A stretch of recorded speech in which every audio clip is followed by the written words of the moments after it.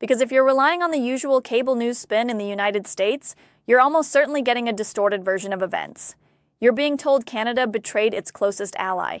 You're hearing that Ottawa suddenly decided to play hardball with Washington just for leverage. That's not what this is. What happened isn't emotional, it isn't theatrical, it's economic, and in defense policy, economics is strategy. On February 15, 2026, Canada didn't just sign paperwork, it secured full participation in the European Union's $150 billion Security Action for Europe program, SAFE. And in doing so, it made a structural decision: diversify away from over-reliance on the United States. That's not betrayal, that's risk management. For decades, the unwritten rule of NATO was simple. Europe and Canada provided geography and legitimacy. The United States supplied the hardware. If you wanted modern military systems, you bought American, partly for quality, partly because interoperability within NATO made alternatives impractical. But monopolies crack when trust erodes. SAFE includes a 65% European content requirement. American contractors are effectively excluded. By joining as the only non-EU country with full access, Canada secured entry into a defense ecosystem deliberately designed to function independently of U.S. suppliers. That's not symbolic, that's structural. We're talking roughly $150 billion, about 244 billion Canadian dollars. This isn't a token purchase to satisfy NATO auditors. It's a foundational investment in factories, supply chains, AI-enabled defense systems, cyber infrastructure, logistics networks, the plumbing of modern warfare. For serious planners, the question isn't politics. It's probability. Markets hate uncertainty, and over the past decade, the United States has exported uncertainty in surplus quantities. When American leaders publicly question NATO commitments, threaten tariffs on allies during election cycles, or suggest security guarantees are conditional, that creates a risk premium. Rational governments hedge risk. Canada just paid the premium. Defense procurement works on 20-year timelines. Submarines, fighter jets, integrated systems. These are generational investments. Canadian planners cannot ignore volatility in Washington. They must price it in. SAFE provides an insurance policy. It creates an alternative supply chain, a fallback architecture, a second pillar of security that does not hinge on American domestic politics. That isn't anti-American, it's spreadsheet logic. Europe, meanwhile, is solving its own long-standing inefficiency problem. For decades, European defense spending was fragmented and duplicative. It was easier to buy American systems than coordinate internally. SAFE changes that calculus. The EU is using fiscal scale and regulatory leverage to consolidate its industrial base into a genuine single market for defense. Canada's participation validates that model. And the macroeconomic implications are significant.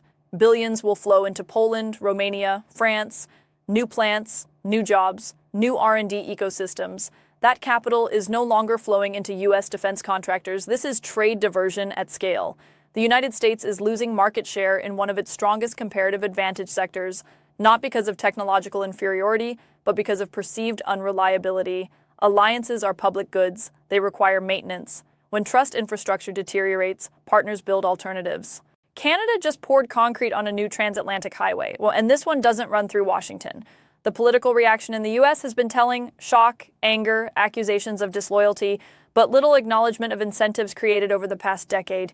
If you repeatedly signal that alliances are transactional, partners will eventually treat them that way. If you raise tariffs on allies while questioning security commitments, they will diversify. If you frame defense guarantees as leverage, others will seek autonomy. The SAFE deal is the predictable outcome of those incentives. There's also a technological dimension that matters deeply. Defense markets aren't just about selling hardware, they're about setting standards, communication protocols, digital architectures, interoperability frameworks. The country that sets standards shapes the future market. If Europe develops next-generation systems under SAFE without U.S. participation, we risk a technical bifurcation inside NATO itself.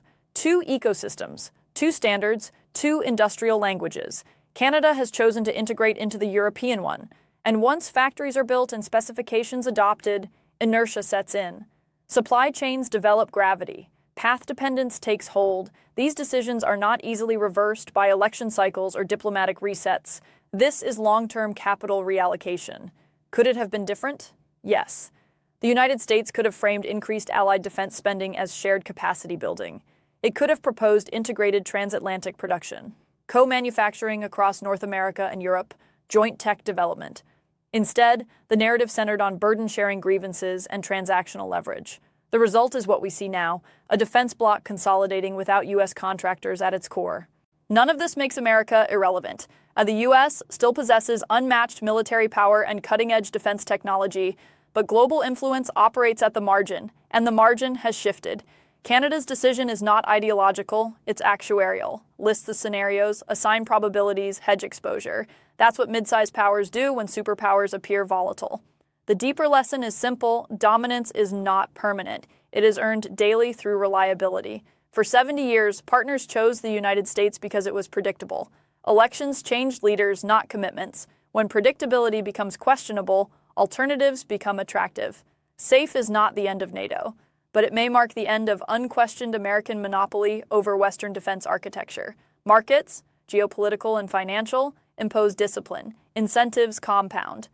Trust, once eroded, is expensive to rebuild. If the United States dislikes the outcome, escalation won't fix it. Reliability will, and that, in today's political climate, may be the hardest strategy of all.